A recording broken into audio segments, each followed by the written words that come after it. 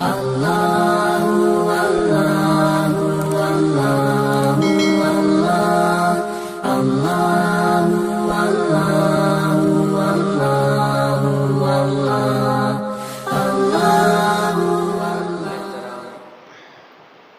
سامعین کرام،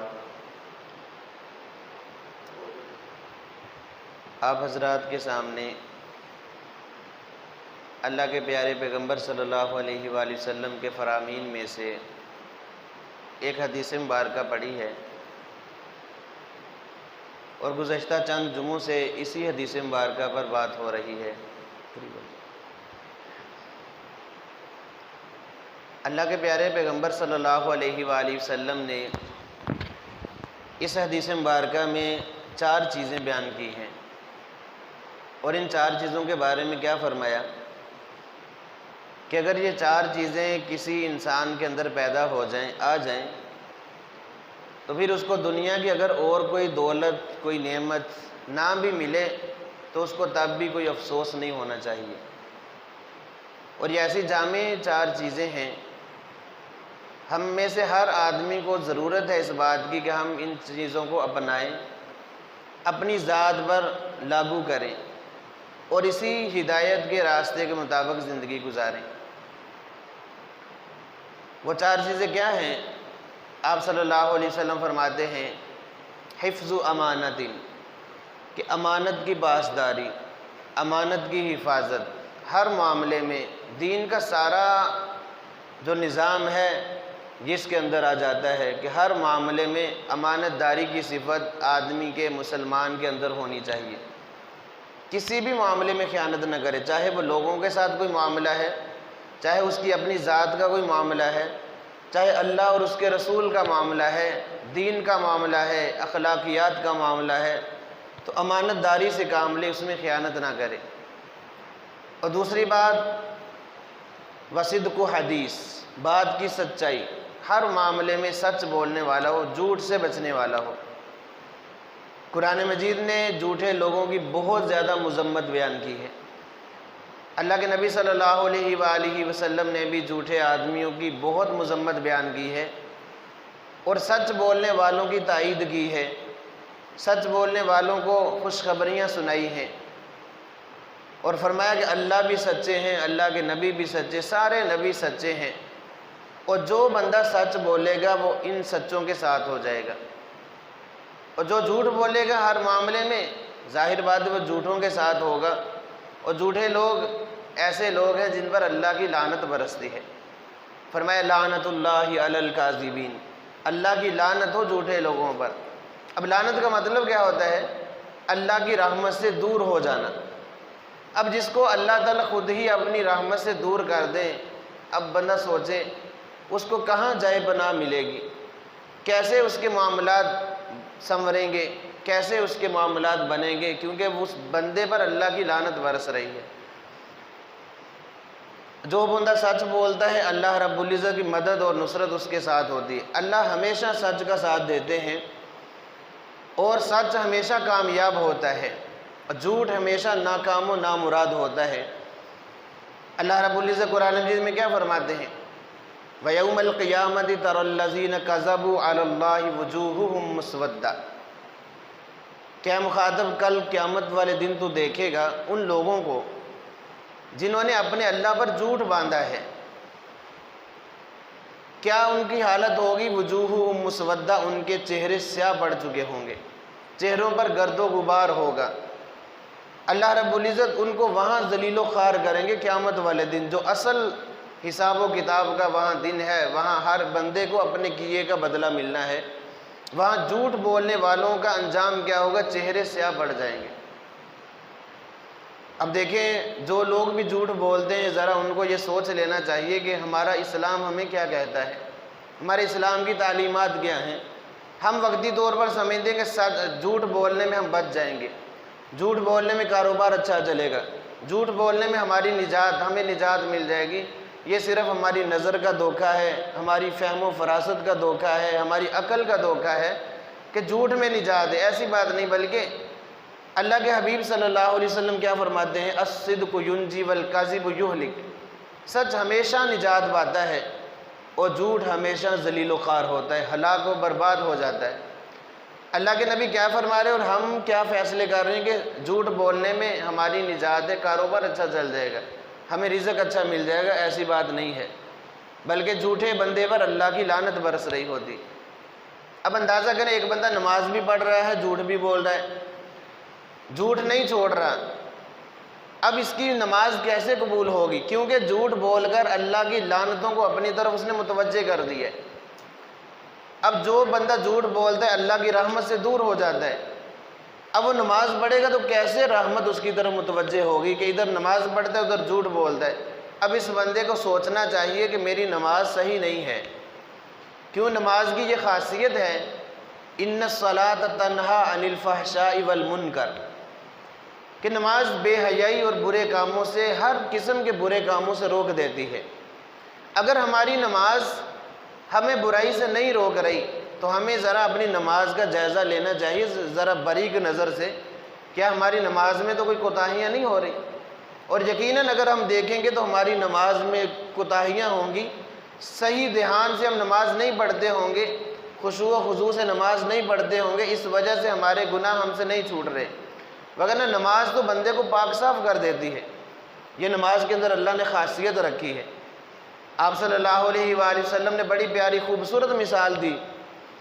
ایک صحابی رسول ساتھ تھے، پتجھڑ کا موسم تھا، ایک درخت کی ٹہنی پکڑی اور اس کو ہلایا، اب اس درخت سے پتے جھڑنے لگے، گرنے لگے، تو آپ صلی اللہ علیہ وسلم نے اس اپنے صحابی سے پوچھا کہ آپ نے مجھ سے کیوں نہیں پوچھا کہ میں نے یہ عجیب کام کیے ہیں، آپ نے سوال ہی نہیں کیا۔ ان کے ذہنوں میں بھی نہیں تھا کہ پتہ نہیں کیوں اللہ کے نبی صلی اللہ علیہ وسلم نے ایسا کیا، تو آپ نے خود متوجہ کیا۔ تو اب صحابی رسول نے عرض کی، یا رسول اللہ آپ ارشاد فرمائیے آپ نے یہ معاملہ کیوں کیا ہے؟ تو آپ صلی اللہ علیہ وآلہ وسلم نے فرمایا کہ میرے صحابی دیکھ، جو بندہ 5 وقت نماز کی پابندی کرتا ہے، اللہ رب العزت اس کے گناہ ایسے ہی ختم جاڑ دیتے ہیں جس طرح سردی کے موسم میں، پتجھڑ کے موسم میں درخت کے پتے جھڑ جاتے ہیں، گناہوں سے پاک صاف ہو جاتا ہے۔ اگر ہماری نماز ہمیں برائی سے نہیں روک رہی تو اس کا مطلب یہ ہے کہ ہماری نماز درست نہیں ہے، کیونکہ نماز کے اندر یہ خاصیت ہے۔ اب نماز کا جائزہ لینے کے لیے سب سے پہلے ہمیں طہارت کو دیکھنا پڑے گا۔ کیوں؟ اللہ کے نبی صلی اللہ علیہ وآلہ وسلم کا فرمان ہے کہ یہ جو وضو ہے یہ نماز کی کنجی چابی ہے۔ اب طہارت سے شروع کریں گے، ہم پوری نماز کا جائزہ لیں گے۔ اگر تو نماز میں کوئی گڑبڑ ہے، طہارت کا معاملہ ہے، اس کے ہم آداب کا، فرائض کا، واجبات کا، سنن مستحبات کا، مکروہات کا، مفسدات کا خیال نہیں رکھ رہے تو ہمیں سوچنا چاہیے، کیونکہ نماز اللہ اور بندے کے درمیان ایک تعلق قائم کرتی ہے، اللہ سے براہ راست مانگنے کا ذریعہ ہے نماز۔ حدیث مبارکہ میں آتا ہے جس بندے کی نماز درست نہیں ہوتی اور جو بندہ بس ایسے اپنے سر سے بوجھ اتارتا ہے، خشوع و خضوع کے ساتھ اس کے آداب کا لحاظ کرتے ہوئے نماز ادا نہیں کرتا، یہ پرانے بدبودار کپڑے میں لپیٹ کر نمازی کے منہ پر مار دی جاتی ہے کہ ہمیں تمہاری ایسی نمازوں کی ضرورت نہیں ہے۔ اور جو نماز آداب کے اعتبار سے ادا کی جاتی ہے، ہر چیز اس میں دیکھی جاتی ہے، تو یہ نماز خوشبودار کپڑے میں لپیٹ کر اللہ کی بارگاہ میں تحفہ کے طور پر پیش کی جاتی ہے۔ اللہ رب العزت اس کو اعلیٰ مقام پر رکھوا دیتے ہیں، سنبھال کر رکھ لیتے ہیں کہ اس بندے کا بڑا نیک عمل ہے۔ اگر ہم سے یہ جھوٹ نہیں چھوٹ رہا تو نماز بھی پڑھ رہے ہیں، جھوٹ بھی بول رہے ہیں، تو یاد رکھیں ایسی نماز بھی اللہ کی بارگاہ میں قبول نہیں۔ کیوں؟ اس لیے کہ جھوٹے بندے پر اللہ کی لعنت برس رہی ہوتی ہے، اور جس بندے پر اللہ کی لعنت برس رہی ہوتی ہے اس پر رحمت نہیں برستی، پھر وہ اللہ کی رحمت سے دور ہوتا ہے۔ تو فرمایا لعنت اللہ علی الکاذبین، کہ آپ دیکھیں گے یہ جو جھوٹ بولنے والے ہیں ان پر اللہ کی لعنت بھی برستی ہے، اور قیامت والے دن تو سامنے نظر آ رہی ہوگی۔ دنیا میں یہ اللہ کی کرم نوازی ہے کہ ہمارے عیبوں پر پردے ڈالے ہوئے ہیں، مگر ہر بندے کو پتہ ہے اس کے اندر کیا ہے، ہر بندے کو پتہ ہے وہ کتنی 2 نمبری کر رہا ہے، کتنے جھوٹ بولتا ہے دن میں، کتنی خیانت کرتا ہے، کتنے دھوکے دیتا ہے، اپنے رب کی کتنی نافرمانی قدم قدم پر کر رہا ہے، کتنے اس کے طریقے شریعت کے خلاف جا رہے ہیں، ہر بندے کو پتہ ہے۔ یہ تو اللہ کی کرم نوازی ہے کہ اللہ نے دنیا میں پردے ڈالے ہوئے، ہمیں معلوم نہیں ہوتا۔ لیکن قیامت کا دن کیا ہوگا؟ وَيَوْمَ الْقِيَامَةِ تَرَى الَّذِينَ كَذَبُوا عَلَى اللَّهِ وُجُوهُهُمْ مُسْوَدَّةٌ، اے مخاطب تو دیکھے گا قیامت والے دن جنہوں نے اللہ پر جھوٹ باندھا ہے، جو لوگ دنیا میں جھوٹ بولتے رہے، ان کے چہرے سیاہ پڑ جائیں گے۔ وہاں اللہ تعالیٰ بھی دکھا دیں گے کہ یہ کرتوت ہیں، ہمارے زمانے والوں کو بھی دکھائیں گے۔ اس وقت کا حسرت و افسوس کسی کام کا نہیں ہے۔ تو جھوٹ کسی بھی معاملے میں ہو، کبھی بھی آدمی کو نجات نہیں دیتا۔ یہ بندہ اپنے دل پہ نقش کر لے اللہ کے نبی کا فرمان۔ ہماری عقل کا، نظر کا دھوکہ ہو سکتا ہے، ہم غلط سوچ سکتے ہیں کہ ہم جھوٹ بولیں گے تو نجات پاجیں گے، بچ جائیں گے، ہمارا کام صحیح چل جائے گا۔ ایسی بات نہیں ہے، بلکہ جو مزہ اور لطف اللہ نے سچ میں رکھا ہے وہ جھوٹ میں نہیں ہے۔ اللہ کے نبی صلی اللہ علیہ وسلم کا فرمان سامنے رکھیں، ہماری عقل دھوکہ کھا سکتی ہے، ہماری سوچ غلط ہو سکتی ہے، ہمارا زاویہ نظر غلط ہو سکتا ہے، لیکن اللہ کے نبی کا فرمان، اس میں تو ہم سوچ بھی نہیں سکتے غلط ہونے کا، وہ بالکل سچ ہے۔ بالکل جو فرمایا برحق کہ الصدق ینجی والکذب یہلک، سچ ہمیشہ نجات دیتا ہے، جھوٹ ہمیشہ بندے کو مروا دیتا ہے، تباہ و برباد کر دیتا ہے۔ ایک جھوٹ بچانے کی خاطر بندے کو سینکڑوں جھوٹ بولنے پڑتے ہیں، تو جھوٹ جھوٹ ہی رہتا ہے، سچ نہیں بن جاتا۔ اور یہ بات ہم اپنے بھی دلوں میں بٹھا لیں کہ سچ ہمیشہ نجات دیتا ہے۔ یہ کوئی میری بات نہیں ہے، یہ تو ہمارے نبی کی بات ہے نا، جس کو ہم نے اپنے دل پہ نقش کرنا ہے کہ سچ ہمیشہ نجات دیتا ہے، جھوٹ ہمیشہ تباہ و برباد کر دیتا ہے۔ اللہ ہمیشہ سچ کے ساتھ کھڑے ہوتے ہیں، اور سچے آدمی پر بے شمار انعامات کی بارش ہوتی ہے۔ سچے آدمی کو اپنی بات پر پچھتانا نہیں پڑتا، سچے آدمی کو اپنی باتیں یاد رکھنے کی ضرورت نہیں پڑتی کہ میں نے فلاں موقع پر کیا کہا تھا۔ یہ تو جھوٹے بندے کو پتہ ہوتا ہے، وہ یاد رکھتا ہے کہ یار یہ میں نے بات تو کہہ دی، اب ساری زندگی اس بات کو بچانے کی میں نے کوشش کرنی ہے، کہیں ایسا نہ ہو کہ یہ میرا جھوٹ ظاہر ہو جائے لوگوں کے سامنے۔ اس کو شرمندگی ہوتی ہے، اس کو ڈر ہوتا ہے، سچے آدمی کو ڈر نہیں ہوتا۔ سچے آدمی پر ہمیشہ اللہ کی مدد و نصرت رہتی ہے، اللہ کی رحمتوں کا نزول رہتا ہے۔ تو ہمیشہ یہ بات اپنے بچوں کو بھی سکھائیں بچپن سے۔ پچھلے جمعے میں نے گزارش کی تھی کہ ہم لوگ اپنی زبان سے ایسے ایسے جھوٹ بولتے ہیں، پھر اس جھوٹ پر اوروں کو بھی گواہ بنا بیٹھتے ہیں۔ یاد رکھیں، بڑے مجمع میں ہم کہتے ہیں کہ میں نے تو فلاں کو دھوکہ دیا ہے، میں نے فلاں کو الو بنا دیا، میں نے فلاں کے ساتھ یہ چال چلی، میں نے فلاں کے ساتھ یہ مکر کیا۔ اب یہ تمام جھوٹ لوگوں کو بتا رہے ہیں، لوگ بھی اس پر گواہ بن رہے ہیں۔ ایک معاملہ گناہ ہوتا ہے بندے اور اللہ کے درمیان، وہ اللہ تعالیٰ سے معافی مانگے گا تو معاف ہو جائے گا۔ لیکن جس گناہ پر ہم نے اوروں کو گواہ بنا لیا تو قیامت والے دن یاد رکھیں ہر چیز نے گواہی دینی ہے۔ یہ زمین بھی اپنی باتیں اگل دے گی کہ یا اللہ میرے اوپر یہ کام ہوتے رہے ہیں۔ اللہ تعالیٰ سورہ یاسین میں کیا فرماتے ہیں؟ الیوم نختم علی افواہہم، منہ بند ہو جائیں گے، مہر لگ جائے گی۔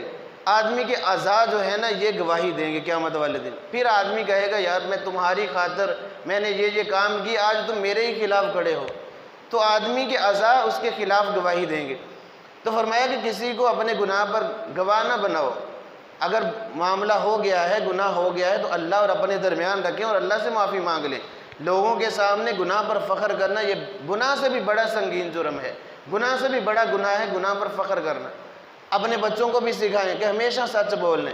ہم بچوں کی تربیت کیسے کرتے ہیں؟ باہر کوئی آ جائے، ابھی یہ ماشاءاللہ جماعت والے جاتے ہیں، گشت کرنے کا موقع ہمیں بھی ملا ہے، اب جی جاتے ہیں کارگزاری بھی سناتے ہیں، دروازے پر دستک دیتے ہیں۔ انہوں نے کیا کہنا ہوتا ہے کہ بھائی اللہ کے دین کی خاطر ہم آپ کے دروازے پر آئے ہیں، اور کوئی مقصد نہیں ہے، مسلمان کی زیارت کے لیے، دین کا پیغام پہنچانے کے لیے، کہ ہم جو غفلت کی چادر میں اوڑھے ہوئے ہیں ہم اتاریں اور اللہ کی طرف آ جائیں۔ اب یہ انہوں نے بات کہنی ہوتی، ہم اپنے بچوں کو کیا کہتے ہیں؟ باپ گھر میں موجود ہے، بیٹا جاؤ کہہ دو جا کے کہ میرے ابو گھر نہیں ہیں، اور ہم اس کو جھوٹ بھی نہیں سمجھتے، کچھ بھی نہیں سمجھتے، بچے کی یہ تربیت کر رہے ہیں ہم۔ خود بھی جھوٹ بولا اور بچے کو بھی سکھا دیا، بچے کو بھی پتہ ہے کہ کوئی کام کرنا ہو، نہ ملنا ہو تو ایسے کہہ دیتے ہیں، فون آتا ہے کہاں کھڑے ہیں کچھ اور ہی بتا دیتے ہیں۔ ایسی باتیں ہماری زبان پر جاری رہتی ہیں، یہ بھی جھوٹ لکھا جاتا ہے۔ یاد رکھیں، چاہے مذاق میں آپ جھوٹ بولیں، سنجیدگی میں جھوٹ بولیں، جھوٹ جھوٹ ہی ہے، جھوٹ ہمیشہ مرواتا ہے، نجات نہیں دیتا۔ وقتی طور پر ہمیں شاید نظر آ جائے کہ ہم جھوٹ بول کر بچ گئے، لیکن یاد رکھیں جھوٹا بندہ اللہ کی نظروں سے گر جاتا ہے۔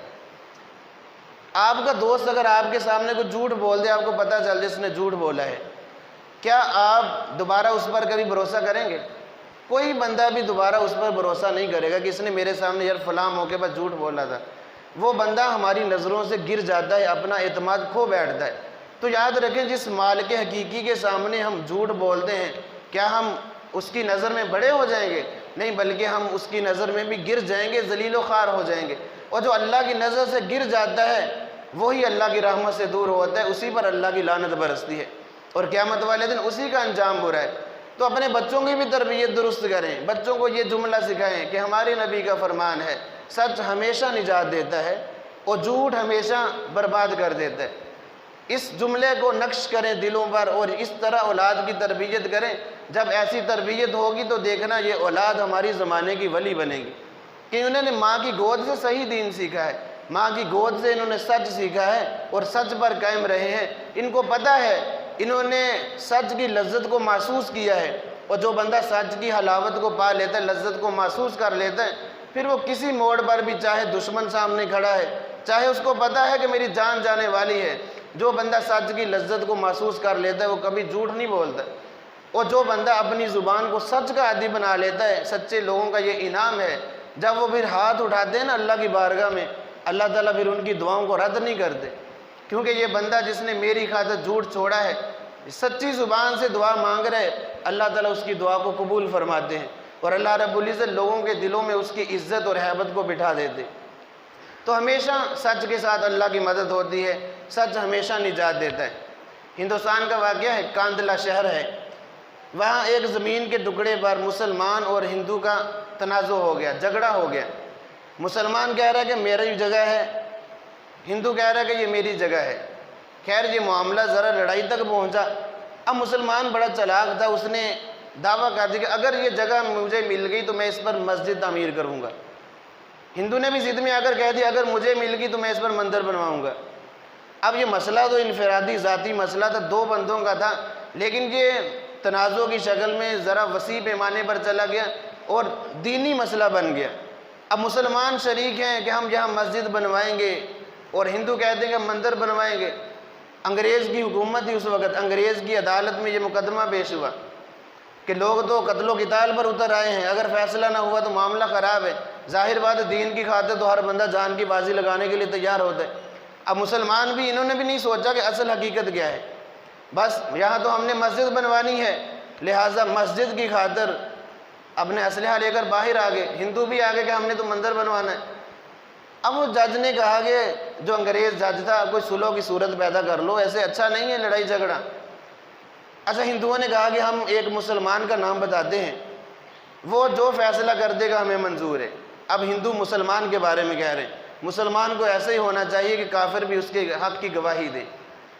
اب وہ مسلمان، وہ ہمارے دیوبند کے ایک عالم تھے مولانا مفتی الہی بخش کاندھلوی رحمۃ اللہ علیہ، اسی کاندھلہ شہر کے تھے، کاندھلوی رحمۃ اللہ علیہ، بزرگ تھے، انگریز کے بڑے خلاف تھے، اور علماء انگریز کے بڑے خلاف رہے۔ علماء نے بڑی جانیں قربان کی ہیں اس بر صغیر کی خاطر، ہندو انگریز کے سامنے ڈٹ کر کھڑے رہے ہیں۔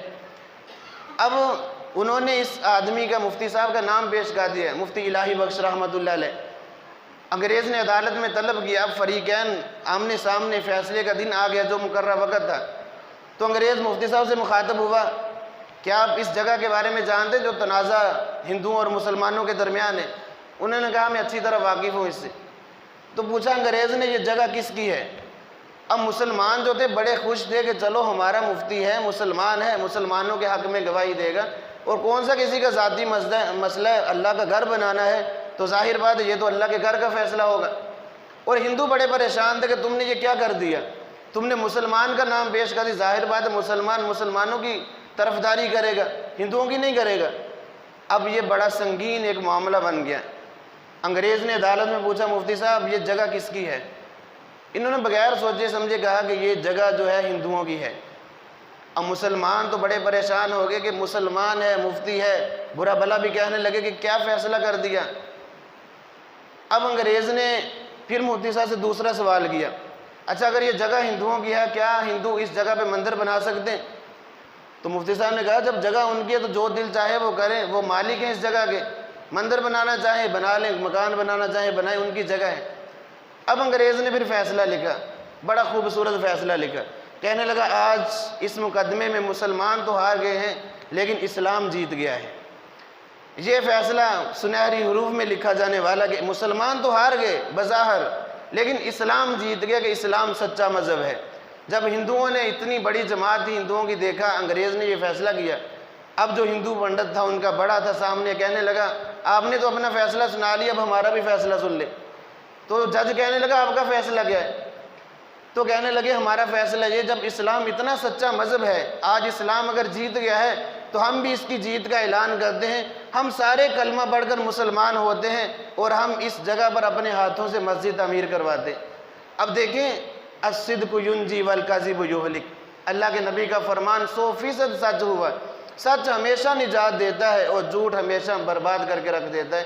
مفتی صاحب نے سچ بولا، سچ کے ساتھ کھڑے رہے، چاہے اپنے ناراض ہوتے تو ہو جائے، کوئی پرواہ نہیں کی کہ مسلمان سارے میرے خلاف ہو جائیں گے، کوئی پرواہ نہیں کی، سچ کے ساتھ کھڑے رہے۔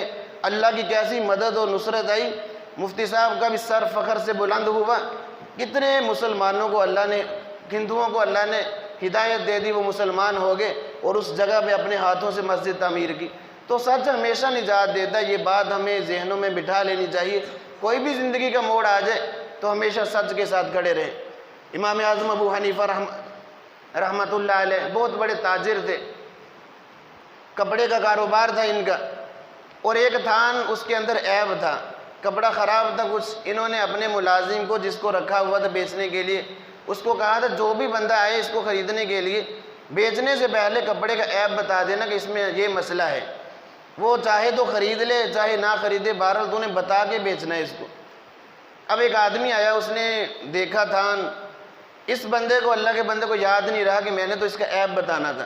شریعت کا مسئلہ ہے، اگر کسی چیز میں عیب ہے تو اس پر پردہ نہ ڈالو، بلکہ عیب بتا کر اس چیز کو بیچو، سچ کے ساتھ کھڑے رہو۔ یہ مت سمجھو کہ ہمیں گھاٹا پڑ جائے گا، نہیں، بلکہ سچے بندے کے ساتھ اللہ کی مدد اور نصرت ہوتی ہے۔ اب اس کو یاد نہیں رہا، تھان بیچ کے امام صاحب ہے، پوچھا ہاں بھائی، اس نے کہا یہ پیسے ہیں میرے پاس اور میں نے وہ تھان بیچ دیا ہے۔ تو حضرت نے پوچھا کہ کیا اس کو عیب بتایا تھا؟ وہ کہنے لگا مجھے تو یاد نہیں رہا، افسوس کیا اس پر۔ تو مولانا امام ابو حنیفہ رحمۃ اللہ علیہ نے وہ پیسے لیے جو تھیلی میں تھے اور فوراً بازار میں اس کے پیچھے گئے، لوگوں سے پوچھا فلاں رنگ کے کپڑے پہنے ہوئے وہ آدمی کسی نے دیکھا ہے؟ تو لوگوں نے بتایا ہاں ہم نے دیکھا، وہ اس طرف گیا تھا۔ خیر شہر کے کنارے پر اس بندے سے ملاقات ہوئی، وہ ایک تالاب کے کنارے پر کھڑا تو اس کو روکا، کہنے لگے بھائی تو نے ایک تھان خریدا ہے ہماری دکان سے؟ اس بچے کو پتہ نہیں تھا، اس نے عیب بتانے کے بغیر تجھے بیچ دیا، یہ کپڑا عیب دار ہے، لہٰذا یہ پیسے یا تو واپس لے لے، معاملہ ختم کر لے، یا پھر اسی پہ راضی ہو جا۔ اب وہ آدمی تھا، کہنے لگا، حضرت امام صاحب سے بڑا متاثر ہوا کہ کیسے وہاں سے چلے ہیں، پیسے ہاتھ میں پکڑ کر میرا پیچھا کیا، کہنے لگا مجھے پیسے دے دیں، واپس کر دیں۔ اب امام صاحب نے وہ پیسے واپس کیے تو اس نے سارے پیسے جو سکے تھے وہ جوہر تالاب میں پھینک دیے۔ امام صاحب کہنے لگے بھائی کیا ہو گیا تجھے، سارے پیسے ضائع کر دیے۔ اب یہ بندہ کہنے لگا کہ حضرت یہ جو میں نے پیسے دیے تھے نا، یہ سارے کھوٹے سکے میں دے کر آیا تھا، میں نے خود ایسے ہی کیا تھا آپ کے ساتھ، لیکن آپ کی ایمانداری سے، آپ کے سچ سے میں بڑا متاثر ہوا، میں اپنے گناہوں سے توبہ کرتا ہوں، آپ کے ہاتھ پر بیعت کرتا ہوں اور میں اصل جو سکے ہیں وہ آپ کے حوالے کرتا ہوں۔ اب دیکھیں بظاہر کیا تھا کہ ہم نے تو پیسہ کما لیا، لیکن سچائی کے ساتھ ہمیشہ اللہ کی مدد ہوتی ہے۔ اس بندے نے گناہ سے بھی توبہ کی اور صحیح مال واپس کر کے اللہ رب العزت نے ان کو لوٹا دیا۔ تو ایسے واقعات اپنی اولاد کو بھی سنائیں کہ ہمیشہ ہر معاملے میں سچ بولنا ہے، سچوں کے ساتھ کھڑے رہیں گے تو انشاءاللہ اللہ کی مدد ہمارے ساتھ ہوگی۔ اور اگر ہم خدا نہ خواستہ جھوٹوں کا ساتھ دیں گے، جھوٹ کا معاملہ کریں گے، خود بھی جھوٹ بولیں گے، اولاد کو بھی جھوٹ سکھائیں گے، معاشرے کو بھی جھوٹ سکھائیں گے، تو یاد رکھیں پھر ہمارا انجام بھی برا ہے اور جو ہم سے سیکھے گا اس کا انجام بھی برا ہے۔ اللہ رب العزت سے دعا ہے کہ اللہ رب العزت ہمیں سچ بولنے کی توفیق عطا فرمائے اور جھوٹ سے بچنے کی توفیق عطا فرمائے۔ اللہ